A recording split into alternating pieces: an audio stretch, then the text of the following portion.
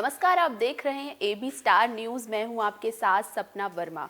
वक्त हो चला है देश लाइव का, जहां हम आपको बताते हैं देश और दुनिया से जुड़ी तमाम खबरों के बारे में। खबर आगामी विधानसभा चुनाव को लेकर है। विधानसभा चुनाव की तारीखें तय हो चुकी है, ऐसे में सियासत भी तेज यहाँ होती हुई नजर आ रही है। आपको बता दें कि पांचों राज्यों में चुनावी बिगुल बज चुका है। वहीं अगर बात की जाए यूपी की, तो यहाँ 7 चरणों में चुनाव होंगे। यहाँ फरवरी को पहले फेज की वोटिंग शुरू की जाएगी। इसके बाद यहाँ 14, 20, 23, 27 फरवरी और 3 और 7 मार्च को वोट पड़ेंगे। चुनाव की तारीखों के ऐलान के बाद अब यहां सियासी हलचलें भी तेज होती हुई नजर आ रही हैं। 403 विधानसभा सीटों वाले इस प्रदेश में सभी राजनीतिक दल पूरी ताकत के साथ मैदान में उतरते हुए नजर आ रहे हैं। इसी के साथ यहां बयानबाजियों का दौर भी लगातार तेजी से शुरू हो चुका है। सहूलदेव भारतीय समाज पार्टी के राष्ट्रीय अध्यक्ष ओम प्रकाश राजभर से रविवार को भाजपा उपाध्यक्ष और ज्वाइनिंग कमेटी के सदस्य दयाशंकर सिंह से मुलाकात की। एक महीने के अंदर दोनों के बीच ये तीसरी मुलाकात है। कयास लगाए जा रहे हैं कि भाजपा चाहती है कि फिर से ओम प्रकाश राजभर उनके साथ आ जाएं। इस मुलाकात के बाद एक बार फिर दोनों के बीच गठबंधन की अटकलें लगाई जा रही हैं। उधर ओम प्रकाश राजभर के बेटे अरुण राजभर का मीडिया में एक बयान सामने आया है। उन्होंने कहा कि दयाशंकर सिंह अपने लिए गठबंधन की सीट पक्की करने आए थे। वो चाहते थे कि सुभा सपा के टिकट पर चुनाव लड़े। वहीं अब बहुजन समाज पार्टी की प्रमुख मायावती की ओर से भी एक बड़ा बयान आया है। उन्होंने अपने आधिकारिक अकाउंट से ट्वीट करते हुए बताया कि बीएसपी के सभी पदाधिकारियों, कार्यकर्ताओं और उम्मीदवार आदि को भी सख्त निर्देश हैं कि वो पार्टी अनुशासन के साथ आज से ही लागू आदर्श चुनाव आचार संहिता की कड़ाई से अनुपालन करें।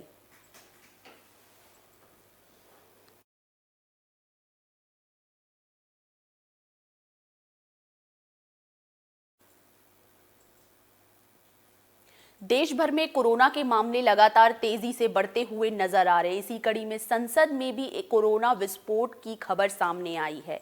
आपको बता दें कि राजधानी दिल्ली में कोरोना के मामले लगातार तेजी से बढ़ते हुए दिख रहे हैं। इसी बीच शनिवार को संसद भवन में जबरदस्त कोरोना विस्फोट का मामला सामने आया है, जिसके बाद कोरोना की दहशत अब और भी ज्यादा बढ़ गई है।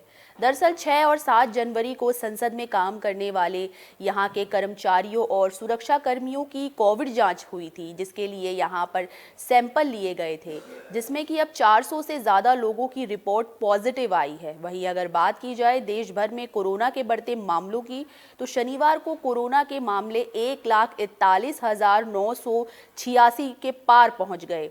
नए मामलों के आने के बाद अब देश भर में सक्रिय मामलों की संख्या 4 लाख के आसपास बताई गई है।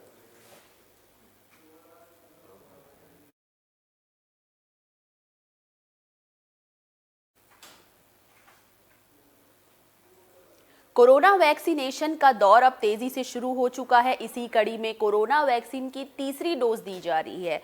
आपको बता दें कि कोरोना से बचाव के लिए वैक्सीनेशन की एहतियात डोज 10 जनवरी को दी जाएगी। फिलहाल इसे हेल्थ वर्कर्स, फ्रंटलाइन वर्कर्स और कोमोबिटीज वाले 60 साल से अधिक उम्र के लोगों को देने का फैसला किया गया है, जिसके लिए कोविन ऐप पर पंजीकरण भी शुरू हो गया है।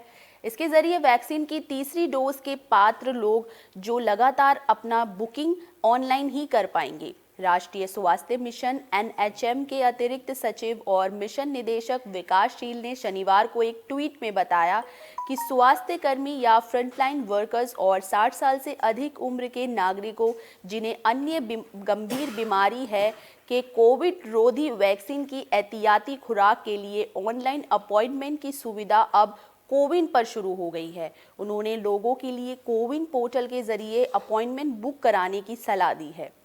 इससे पहले स्वास्थ्य मंत्रालय ने भी कहा कि कोविड रोधी वैक्सीन की एहतियात खुराक लेने के लिए नए पंजीकरण की आवश्यकता नहीं है। ये शनिवार से सीधे अपॉइंटमेंट ले सकते हैं या वैक्सीनेशन सेंटर पर जाकर भी आप टीका लगवा सकते हैं।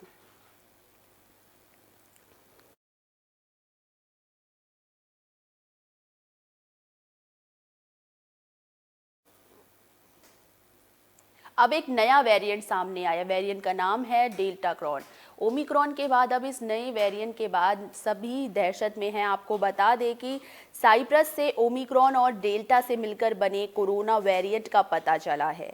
ओमिक्रॉन अब तक सबसे तेजी से फैलने वाला कोरोना वेरिएंट बताया गया, जबकि डेल्टा ने पिछले कई देशों में कहर बरपाया था। ऐसे में इनके मिले जुले नए वेरिएंट क्या खतरनाक होंगे, इसका अनुमान लगाया जाना मुश्किल है। साइप्रस यूनिवर्सिटी के जीव विज्ञान के प्राध्यापक लियोडियोक्स और कोरिकस इसे डेल्टा क्रॉन के नाम दिया है, क्योंकि इसके ओमिक्रॉन जैसे आनुवांशिक लक्षण है और डेल्टा जैसे जीनोम है। रिपोर्ट के अनुसार साइप्रस में डेल्टा क्रॉन के अब तक के 25 मरीज यहां पाए गए हैं। हालांकि ये वेरिएंट कितना घातक है और इसका क्या असर होगा, अब तक कहना मुश्किल है।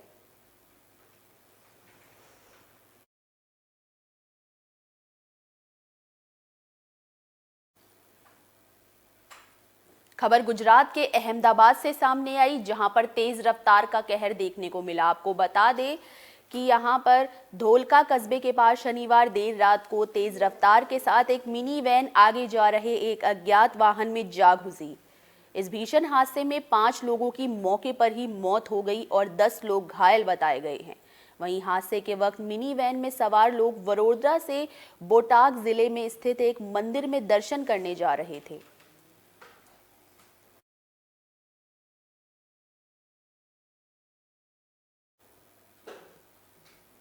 बुल्ली बाई ऐप, जिसकी वजह से बहुत ज़्यादा महिलाओं को काफ़ी ज़्यादा शोषण सहना पड़ा। इस ऐप का जो अपराधी है उसको पकड़ लिया गया है। आपको बता दें कि बुल्ली बाई ऐप के निर्माता और मास्टरमाइंड नीरज बिश्नोई ने पुलिस कस्टडी में यहां 2 बार सुसाइड करने की कोशिश की है। उसने खुद को पेन से नुकसान पहुंचाने की कोशिश की।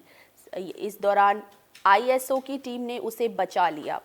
घटना को लेकर आईएफएसओ डीएसपी केपीएस मल्होत्रा ने बताया कि आरोपी को किसी तरह की कोई चोट नहीं पहुंची है।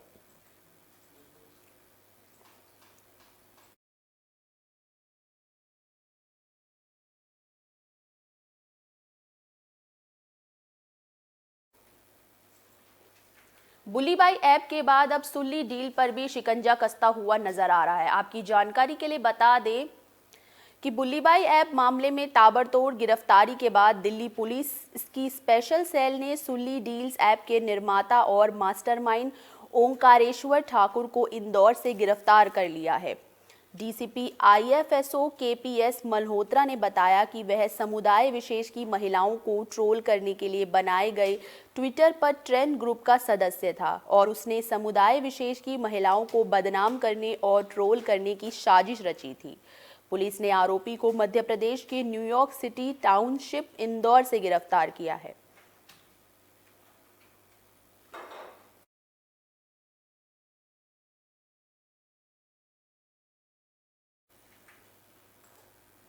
दिल्ली एनसीआर में लगातार बारिश हो रही है। बारिश रुकने का नाम नहीं ले रही। इसने 22 साल का रिकॉर्ड तोड़ दिया है। आपको बता दें कि दिल्ली एनसीआर समेत उत्तर भारत के ज्यादातर हिस्सों में लगातार रुक रुक कर बारिश हो रही है।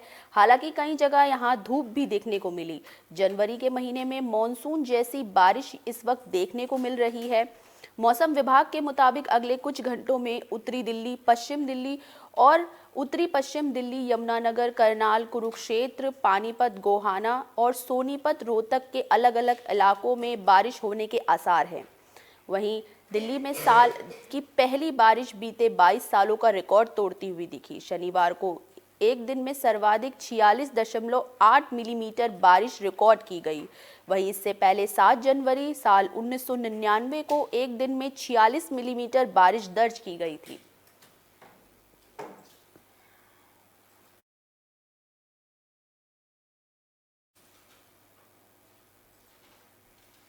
देश लाइव में आज के लिए बस इतना ही। मुझे दीजिए इजाजत। देश और दुनिया से जुड़ी तमाम खबरों के लिए देखते रहिए AB स्टार न्यूज़। नमस्कार।